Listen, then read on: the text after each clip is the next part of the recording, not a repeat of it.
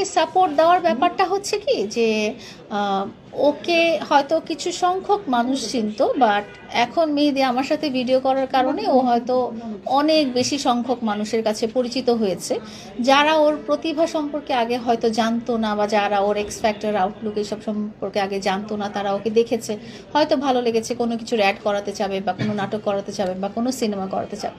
তো মেয়েদের ক্ষেত্রে এটাই আমার সাপোর্ট। যে মামুনকেও দেখেছেন যে তাকে নিয়ে অনেক ট্রোল হয়, তো আপনি এগুলোকে কিভাবে সামাল দিচ্ছেন? অনেকে তো আপনাকে নিয়েও কথা বলছে, এটাতে আপনার কি প্রতিক্রিয়া?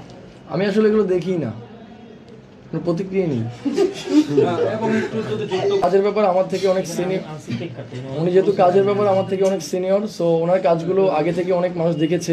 হয়তোবা ওনার পার্সোনাল লাইফে কিছু ঘটনা ঘটেছে যেই বিষয়টা আসলে আমি কখনো দেখিনি, বা ওই ব্যাপারটা নিয়ে আমি কখনো ঘাটাঘাটিও করিনি। তবে আমার কাজের ব্যাপারটা যেহেতু আমার ফ্রেন্ডরা দেখতেছে, আমার টিচার, আমার ফ্যামিলিরা দেখতেছে, তো ওই দিক থেকে সবাই আমার কাজগুলো নিয়ে হ্যাপি আছে। আসলে এত সময় পাই না। হ্যাঁ, আমি একটা ইন্টারভিউতে বলেছিলাম যে সোশ্যাল মিডিয়া লাইফটা আপনারা যেটা আমাকে ফেসবুকে বা টিকটকে বা এইসব জায়গায় দেখেন, এটা আমার লাইফের মাত্র 1-1.5%।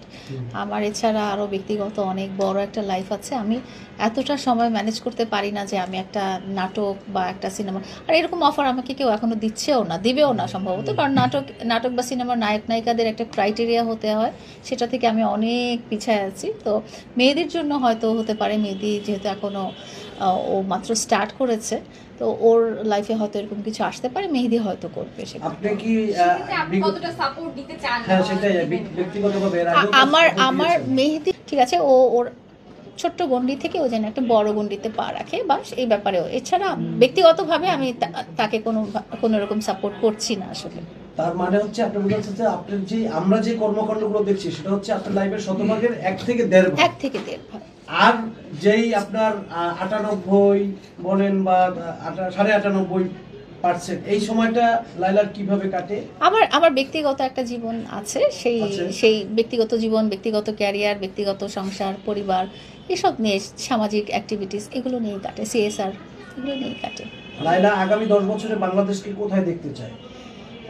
নিজের দেশকে তো সবাই সবচেয়ে ভালো পর্যায়েই দেখতে চায়, কিন্তু আমি একজন সাধারণ মানুষ হয়ে যেটা বলতে চাই সেটা হচ্ছে যে রাজনীতি আমরা বুঝি না। আমরা যারা সাধারণ মানুষ তারা রাজনীতি বুঝি না, তারা খুব চাই যে খুব সিকিউরড, হ্যাঁ, নিরাপত্তা, এবং খুব মানে জীবনযাত্রাটা যেন খুব বেশি এক্সপেন্সিভ না হয়ে যায় আমরা যেন প্রতিদিন একটু খুব আয়ের মধ্যে আমরা বাজার করতে পারি, বা আমরা বাসা থেকে বের হলে যেন নিরাপত্তাহীনতায় না ভুগি, এবং আশেপাশে যেন একটা সুন্দর পরিবেশ থাকে। রাষ্ট্রের কাছে বা সরকারের কাছে আমাদের এটাই চাওয়া থাকে আসলে।